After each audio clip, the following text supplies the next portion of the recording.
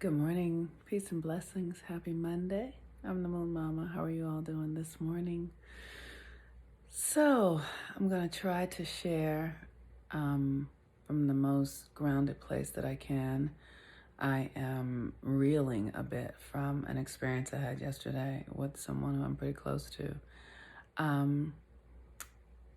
Today is a moon day, and the thing that I want to say is that our astrology is the map for what's going on inside of our psyches. And one of the things that I have been able to do is use the astrology and like my natal chart to track my cycles and the patterns of my cycles and the behaviors that are aligned to these cycles. And understanding the archetypes of each planet, because each planet carries a various archetype. The moon carries the archetype that is the mother, our nurturing, our inner reality, what's going on inside of us. And today the moon is in Scorpio. So Scorpio energy is where we come to meet our shadows. It's also where we come to meet our sexuality, how we share power, how we are in exchange with other people, the giving and receiving exchange. Like, so it's other people's money. It's what I want to say, like when you inherit money from your family, it's your legacy. It's Scorpio is, and it's also privacy and the things you do in secret, right? And so you will see that for the last couple of days, those things have been up for you in some way. So I know for me, I have been really working to heal a pattern. Scorpio is also around obsessions, right? Obsessions, and you guys have been hearing me talk for the last couple of weeks about romantic obsessions that I have had all my life. Since I was young, I've had them. And I've been really working to transmute the energy. And so I've been in this experience with a friend of mine who I have a great deal of admiration for, who I also am very close to. And this energy of obsessing has come up, and I have been noticing it and watching it and in it, but also watching myself in it. If you can imagine, you are, say a basketball player or whatever you're doing in the moment, being able to watch yourself do it while you're actually doing it, but not able to stop yourself from doing it, because for me, it's a pattern. So I had to let the pattern play out. So for the last few days, I've been really looking at it because it was intensifying, and it was intensifying with a lot of obsessing and a lot of desirous energy. And so I was just watching it, and my friend and I were together, and the energy is there, right? And so I've been trying to talk to them about it and explain, and with the hopes that they would, understand, that, and I recognize that what I'm doing is not necessarily an understandable thing. The West has language around these types of behaviors and patterns and attractions that are limited, that don't fully embrace the fullness of who we are as human beings, doesn't embrace the fact that we have karmic ties with people, that we're working out past lifetime stuff with people, that can show up as this lifetime, doesn't recognize that we have blind spots, doesn't recognize that we have shadows, doesn't recognize that we are, that there are cycles and all that. The West has just annihilated all of it. So I've been in this experience working to figure out, like I've been in the lab of my own psyche, right? And in a pattern that got imprinted with me when I was a child with my father. So I have all of these patterns that play out with men that are around obsession and love and desire and unrequited love and needs not being met and, power struggles. So I've been working to undo that stuff. And a friend of mine who's been the trigger of it this time around, because there are many triggers, but this time it's this particular friend, called me yesterday to like lay into me about it, to like rip me a new asshole on it. Like, this is not what's going down and it's never gonna happen. And I was like, wow, like, so I know that I create my reality because that's what I understand, that like, okay, I created this and I needed it. It's almost like he called me to deliver the death blow. And he did a really good job at it. Now the challenge is for me, he's not in the space that I'm in where I understand that I'm playing something out. And I understand that I'm in it and I'm outside of it. I'm playing something out. Where he was, it's almost like he believes it. Like he doesn't think I'm playing something out. He thinks that I'm in a story of trying to get something from him. And on some level I am, because I've been, in this dual experience. But what I'm really trying to get is to free myself from the pattern, from the behavior, from the energetic. And yesterday, this call really helped me, like he delivered the death blow. So my fear, because Scorpio is fears and obsession, so my fears have been of rejection, being rejected. So that's exactly what he called yesterday, and he did. He totally rejected me, which was like, but yay, it happened. Oh my God, I've been cut free. So I feel like the wind has been kicked out of me today. But we're all going to be in this experience because we're in the solstice right now. We're in the solstice energy, which means that we are rising out of the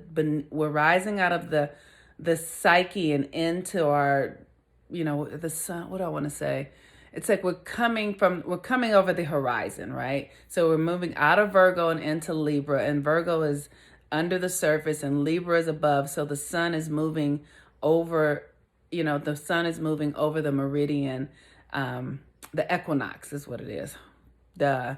So we're in a procession of the equinoxes, and what's happening is that the sun is going to be in opposition to Chiron.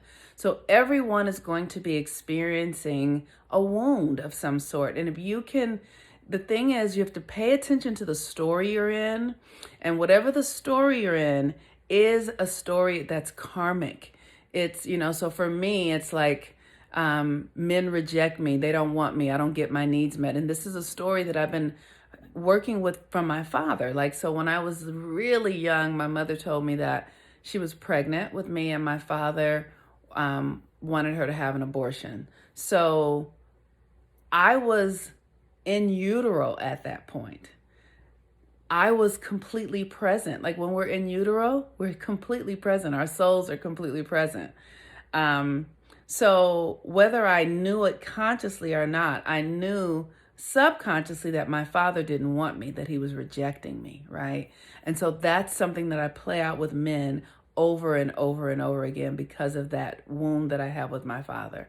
So if you can see what your wound is, it's in Aries, right? It's the wound to the person. It's the wound to the, to your identity and who you know yourself to be. And if you can see what that is, if you can see yourself in it, pay attention to it, you can free yourself from it during this time of this week, right? You can get yourself a little bit freer from that patterning, because everybody has it. Everybody has the Chiron return. Everybody has the Chironian wound, which is somebody that you love betrays you, right? So here it is. I'm an infant. I'm an embryo. I'm in my soul agreement with my parents.